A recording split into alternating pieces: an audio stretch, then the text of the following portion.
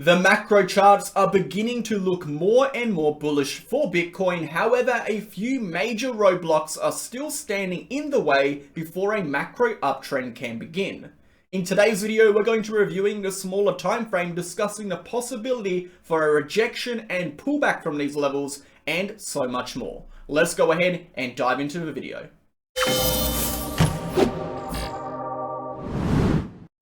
Okay guys, welcome back to the channel. Thank you so much for tuning into today's video. We're here to take a look at Bitcoin on the smaller time frame, discussing the next move for Bitcoin in regards to a continuation upwards or even a correction toward the downside.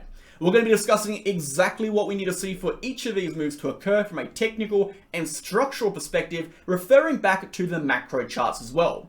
Before we get into it, smash the like button, hit the comment button, and subscribe to the channel. We post daily videos for Bitcoin focusing on the facts, the data, the technical and structural information, the economy, and news events. No hype, no BS, pure raw TA. If that is the kind of content you like and are interested in, join us on Telegram. That will be the second link down below. You'll get access to charts, updates, videos, analysis, educational posts, news events, and so much more to keep you in the loop with not only Bitcoin, the economy, but all the relevant news events for cryptocurrency as a whole. If you're interested in joining our VIP channel, where we post trading signals with exact targets, exact setups, exact stop losses, exact entries, justification for trades, and so much more, guys. If you're interested in that, you can go ahead and contact me via the free channel at the top. It is in the pinned comment right over here. You can contact me by clicking my name. You'll find more information in regards to basically the entire VIP channel and our VIP group chat, including our trading track record. Let's go ahead and dive into the video. So, how are we looking? As we know, we're coming out of the weekend now in Australia. It is still Sunday in America, so we are expecting volume to come up just a little bit. We have seen a 14.77% rise in 24-hour volume, pushing us over 74 billion. As for liquidations are down 10% for the last 24 hours, sitting at 80 million, but 80 million is by no sum a small number. As for the 24-hour returns and the monthly returns, we can see for the month, we are down from around 12% yesterday, down to 11.84%. So a little bit of pullback in the last 24 hours. Moving on to our volatility index, we can see the 30-day volatility index is still currently on the rise of the price action, and the 60-day volatility index is lagging, but it is slowly moving on a general uptrend. Moving into our liquidations, we can see over the 80 million in liquidations. The vast majority of those actually came from longs. As we said yesterday, any small pullback in Bitcoin will result in quite aggressive liquidations for longs. We actually saw on the smaller time frame just recently a pretty aggressive wick toward the downside, which actually did liquidate a lot of those long positions. And if you watched yesterday's video, you would have caught that move. We'll come back and discuss exactly what we expect on a smaller time frame when we get into the crux of our video. Moving on to the broader market, so DXY moved up for a couple days. As you know, the market has now opened up again. We are seeing the DXY starting to move down as it rejected from the 50 EMA. We're looking for a continuation upwards here to retest the dollar trend line, and if we do break outwards, we will be expecting a move into our next resistance. If we fail to get above to retest this dotted line or break above the dotted line, we can still expect this general downtrend, which we are in, to continue to the ultimate support level at 101.5 to 100. Now, if we do continue down, that will be perceived as bullish for the markets. If we do continue up, that will be perceived as bearish for the markets. We're going to get into a little bit more about this when we lead up to our new news events following into next month. But I think it's key to understand that the DXY heavily correlates to interest rates, and when interest rates do rise, we generally see the DXY move in direction with that. Okay, it's representative of the strength of the dollar. When we see the interest rates fall down, or the rate of change month to month fall down, we do generally see the overall DXY or the DXY move generally in the downside, and that results in asset prices moving up. And I say generally because there's so much more to it. And as you know, I have a background in economics. If you want to find more information, we do a whole bunch of videos on this channel about that, but I'll dive into it more in a later video. But do understand that is a very simplified explanation. There is so much more to it that we'll get into another time. Looking at the stock market, we can see the S&P 500 is still in this overall bearish structure. We are in this rising channel formation. We have our upper resistance over here, we have our lower resistance over here. This is of course a general uptrend, and therefore you should expect the price to move up in this uptrend until we lose our uptrending support. Alternatively, these uptrends are not set in stone, meaning these market structures, although generally have a degree of success, there is always a probability that they do actually get invalidated. I think for a rising channel formation, it's about a 68% chance of success. We have around a 30% chance of invalidation. Invalidation for this would be a weekly candle close above the uptrending resistance, therefore pushing up to 45,000. That would invalidate this bearish structure and push the price aggressively upwards. For this to occur, we are going to need to see the DXY move toward the downside. We're going to need to see the overall systematic risk in the market loosen up a bit. Right now, it's safe to assume the market is moving mostly on irrational exuberance, meaning it is front-running the perceived systematic risk in the market based on economic policy and, more importantly, financial policy. Looking at the S&P 500, the logical target, if we do move down, would be our confluence point between our POC, our uptrending support, and our horizontal support at around 4,200. A weekly close below this level will result in a continuation down, and you're probably thinking, why are we talking about it so much? Well, it is pretty relevant for the entire market. As you know, Bitcoin and S&P have a 0.7 degree of correlation, a positive correlation on a higher time frame. So although the day-to-day price action might differ, the overall higher time frame direction is quite strongly correlated.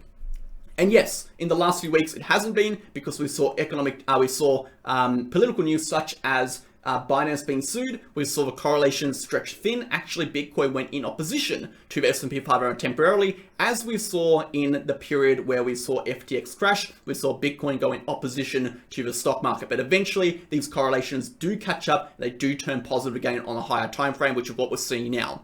Moving on, guys, let's go ahead and dive into Bitcoin. So really quickly, I want to summarize what we discussed yesterday before we get into the smaller time frame. I wanted to briefly interrupt today's video to discuss my favorite exchange, BitGet. If you're looking for a safe, honest, reliable, and accurate exchange, look no further than BitGet. You can sign up by the link in the description to support the channel and get access to 3 exclusive perks. That being up to $5,005 in trading rewards, up to 15% discount on your trading fees, and exclusive access to our Mega Whale promotion campaigns that we run every few months. Alongside that, guys, BitGet is a non-KYC exchange, meaning you do not have to KYC. It is completely optional. BitGet also has a protection fund that secures user assets against external hacks and threats in the space. Alongside that, guys, BitGet offers up to 125x leverage on futures with extensive amount of trading pairs and liquidity on the market. I highly recommend signing up to BitGet. It is the exchange I've been using for over a year and a half now, including all of our members. If you're interested in signing up, trading there, and supporting the channel, you can do so with the link in the description. Thanks for listening. So let's go ahead and do that now. Yesterday we discussed about these 2 charts. The whole of yesterday's video was focusing on these 2 charts. The 4-year cycle and monthly chart, okay? And the 2 indicators we saw on the right, on the weekly chart, being the 62-point on RSI and the Gaussian channel. I really want to go over one thing on the 4-year cycle. The 4-year cycle can be invalidated and we can still enter a bull run. The bull run is not directly linked to us needing to be in the 4-year cycle. The 4-year cycle is only a time-based theory surrounding on cyclical moves of the market in higher time frame directions. We can invalidate the 4-year cycle and still enter a bull run at some point. We can invalidate the 4-year cycle and enter a bull run early. Invalidation of the 4-year cycle is not an argument to say Bitcoin is never going to enter a bull run again. I want to get that off my chest and make sure everyone's very much aware of it, because I hear a lot of people saying, oh, if you think the 4-year cycle is going to break, you must believe Bitcoin's going to zero and will never enter another bull run. No.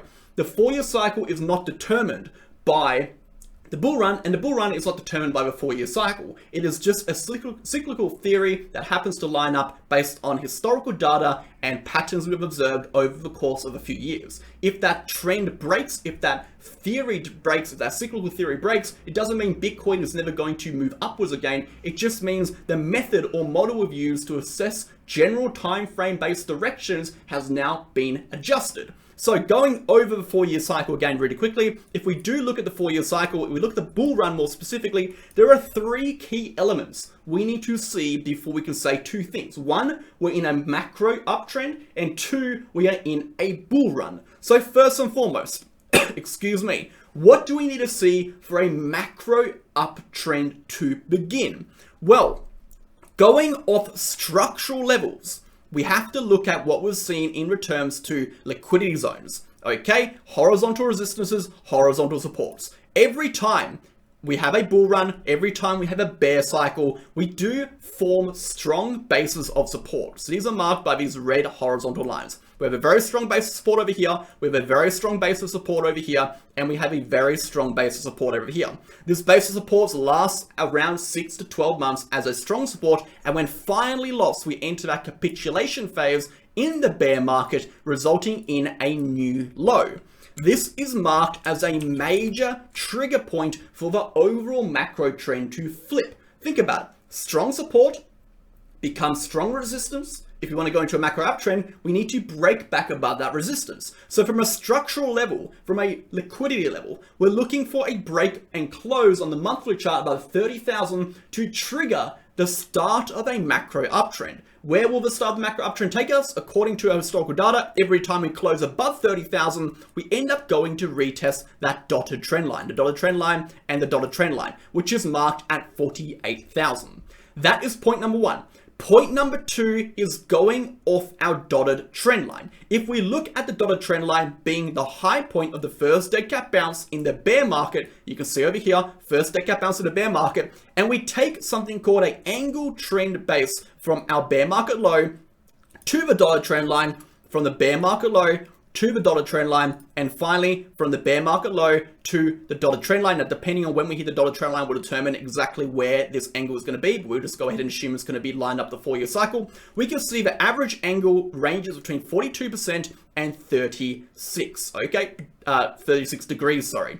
Now, here's what becomes interesting. When we break a monthly candle above the dotted trend line to our all-time high, we can see the angle of the trend significantly shifts upwards. We go from 60 to 50%. That change in angle of trend is a representation of increased momentum, velocity, volume, liquidity, and speed of price action. The 4 main characteristics we need to see on a macro chart to actually classify a bull market. A bull market isn't just when the price is going up. A bull market is when we have those overwhelming bullish metrics on a higher time frame occurring while we are in an economic position to facilitate those. Remember, the market won't get into that position unless it is an economic position to facilitate that. Meaning, we need to see interest rates low. If not, we need to see the market, specifically for Bitcoin, the systematic risk in Bitcoin drop significantly by other conventional means, meaning political policy for Bitcoin, social perspective for Bitcoin, dropping so much to the point which it overthrows or outweighs the interest rate or the risk interest rate they bring to the market. So, overall, guys, if we want to see a bull market, we need to see that. The date range or the 4-year cycle is this red, gray, and green level. This, all it is to verify or to give us a rough estimate of when we're going to see these specific key trigger points activate, okay? That being 30,000, that being 48,000. It gives us a general guideline. If we do it earlier or later and we invalidate the 4-year cycle, that doesn't mean these key trigger points are invalidated. These key trigger points will still result in these strong moves in those directions. Moving on here to quickly summarize, I'm getting to the short-term time frame after. A lot of people are saying indicators don't work, blah, blah, blah. Indicators are representations of price action.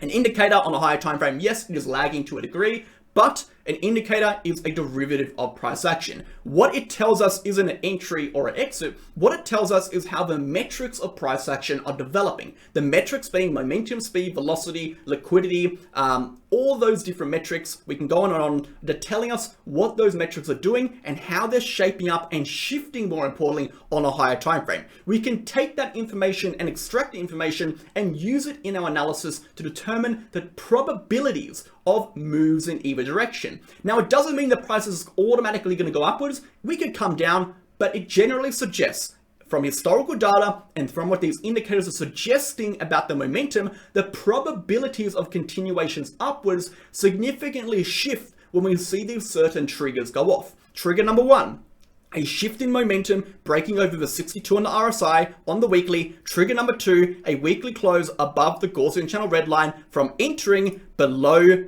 to upward. The probabilities of macro continuation upwards are greater than downwards. We'll get into a smaller time frame in just 1 second. Now, there are 2 scenarios in which these could be invalidated. Number 1 is the main one. As we know, price doesn't move sporadically, price doesn't move randomly. Price moves based on a macro chart based on economic drivers. The main economic drivers being, we'll go ahead and show you now, the main drivers of macro price action are the same determinants of systematic risk in a market. Interest rates, inflation, taxation policy, economic policy, governmental policy, and societal perspective. These are what drive macro price action. So, number 1, how could we see invalidation of the technical levels we saw close above? How could we see invalidation of the macro bullishness we are seeing? We're going to need to see a significant shift in the systematic risk, or the overall combination, the result of the shift in the systematic risk. Because, for example, we could see interest rates go up, okay, adding risk, okay, and at the same time, we could see societal perspective increase, meaning minusing risk from Bitcoin due to certain aspects, such as ETFs. They're all taking away risk in terms of societal perspective. They're taking away risk in terms of governmental policy, which is overall reducing the overall perceived risk for Bitcoin during a specific period of time. So, the main risk of Bitcoin breaking the 4-year cycle and not completing that macro uptrend is, of course, if interest rates go up for a second wave. Because if interest rates go up for a second wave, the systematic risk, or the difference between the systematic risk in cryptocurrency, potentially in the stock market, and the entire risk asset market as a whole, increases. If the risk increases, the probabilities shift in favor of a rejection downwards, or number 2, an exhaustion upwards, meaning a weaker than usual uptrend. These are risks we're keeping aware of, and I think it's very important to understand that no, technical indicators are not the be all and end all. Technical indicators are there to assess the strength of price and help you determine what is happening based on historical price action, the price metrics, and assign probabilities to certain moves. So let's now talk about the smaller time frame. Since we have all of that context, we understand about technicals, we understand about the macro and what is happening. So let's discuss what is going on. First and foremost, we need to see, like I said, a monthly close of 30,000 to enter a macro bullish uptrend according to our structural levels. So let's take a look at what happened. If we take a look at our daily chart over here, we can see we saw a perfect breakout of the descending channel. We saw it also move into our resistance zone over here, which we're currently retesting, and we saw a final leg up to retest 31,300 to 32,000 as per our higher time frame chart target on this chart over here. That was our rejection point we were looking for. Okay, so for the price to continue upwards again, it's very clear we need to break over 32,000. That is going to be the main bullish trigger for a macro continuation upwards. But we get an earlier trigger, or meaning an earlier indication the price will rise towards that level again, which is going to be a monthly close of 30 / a break above on the daily is current downtrending resistance. Okay, so let's take a look at this chart. What we're seeing here is a daily downtrending resistance. It's very important we understand what's going on over here. I'm going to show you 2 charts. So daily chart first and foremost. This red line we're seeing represents the local top point or the daily close high for Bitcoin back in August 14th / 15th. This is a very key point of resistance, as a drop below it, as we're seeing now, could represent deviation above and a potential fake out. This could result in a continuation to retest some of these lows before we continue back upwards. So we're watching out for that point. What we're seeing here for a continuation upwards, we need to break above this downtrend resistance. If we take a look at the momentum, we can see 2 things. Number 1, we can see a potential bearish divergence developing, which of course is rising RSI, rising momentum, and falling price. So you can see if we take these high points to these same high points here, we can see we have overall falling price. If we take our momentum according to our Marcus over B, we can see we have a very, very gradual converging or convection of, or what am I saying? We can see the Marcus over B is starting to converge. And if we look very closely at it, I'll zoom in a little bit more, we can see the distance or the width between our light blue and our dark blue is very, very slightly coming together. That represents compression, that represents decreasing volume, volatility, and liquidity at this range. If we go to a 12-hour chart, we can see actually we have already had that shift. So on a smaller time frame, we've already seen now that that momentum shift has actually occurred. That represents what it says. It represents that at this point of resistance, we have seen weakness in the price. We've seen momentum fall, we have seen volatility and volume fall at resistance. When we see weakness at resistance, the probabilities for rejections increase, the risk return in favor of a move down starts to increase. It doesn't invalidate the current trend because the current trend is up, it doesn't invalidate it, but it says we could potentially see a smaller time frame pullback. So let's get into the smaller time frame and discuss what is going on. If you watched yesterday's video, guys, if you watched yesterday's video and you were paying attention, you would have known there were two things we were looking for a correction to occur. Number one was a break of the 50 EMA. And the reason I say that is, again, not because it's an entry point, but it represents a change in strength. The 50 EMA shows the average price over a 50 period moving average, okay? When we lose below it, it says this area of price action is relatively weak compared to the price action above. It represents a shift in strength. When we trade, we want to be trading into weakness if we're shorting and trading and longing into strength when we're longing. So it's a good tool to analyze not only the strength of a price, but the fluctuations in volatility. I'll give you an example.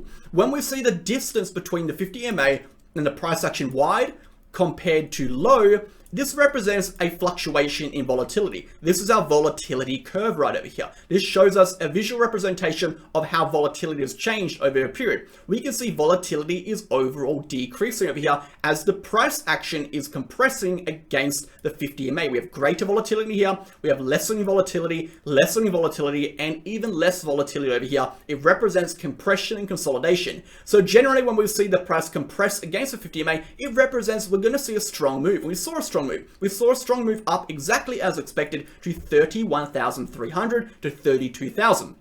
Then we came back down and we were compressing on the top side of this. While we were doing that, we were retesting our uptrending support line, which we'll show you. And therefore, if we broke below our uptrending support line, while we had this compression in volatility, it represents not only a shift in momentum, not only volatility, but also direction. And that is what we said yesterday. If we lose that level, we can expect the price to come down. So the short term is bearish. The short term is not looking good for the bulls. The price can go lower. Let's talk about where we can see the price go. So we're looking at our liquidity levels. Number one, on a higher time frame, let's go ahead and pop in our major support levels.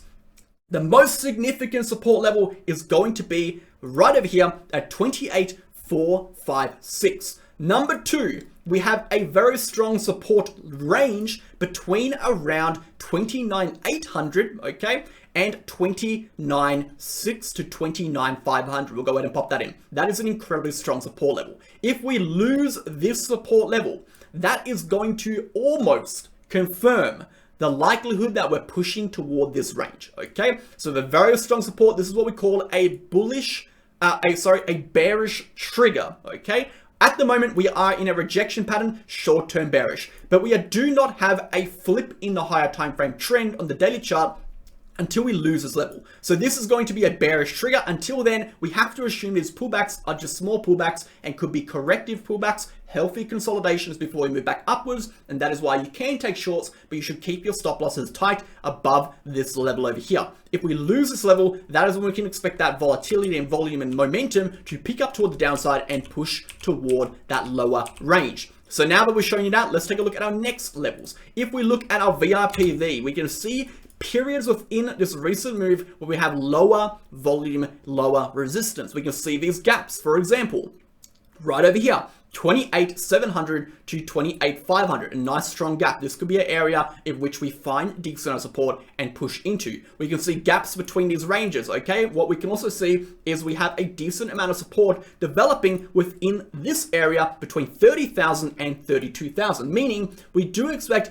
volume, volatility, velocity, and momentum to decrease within this range, expecting it to increase again when we lose this lower support or increase again if we break back above. Meaning, if we break back above, we could see a small bounce, okay? If we lose this level, we expect that continuation lower to retest that same higher time frame support level we discussed prior.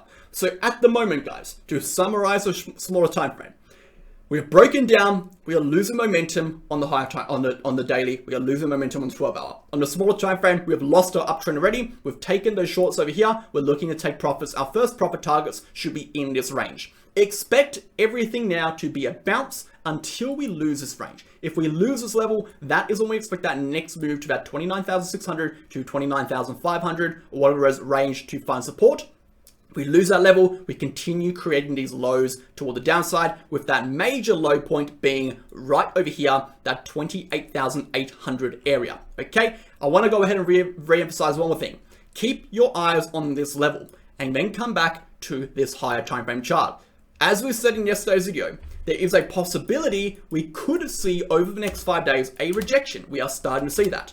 Now, what is very crucial is if we do reject, we should hold a weekly candle above the Gaussian channel upper band. If we see any sort of correction between 28,600, that same point that we showed you on a smaller time frame right over here, if we see any point of correction between here and there, it should still be considered a healthy higher time frame weekly correction, okay, on this time frame. Now, for the weekly trend to be lost, we need to lose 25.2k to 24.4k. According to our macro charts, it's very unlikely we go back and lose those levels, but let's just say, for argument's sake, we do come down, we need to lose that Gaussian channel midline at 24.4k, corresponding with the higher time frame horizontal support, which lasted over 300 days, this green box, to enter a bearish trend again, guys. Thank you for watching. I hope you enjoyed, and I'll catch you guys in the next one. Cheers.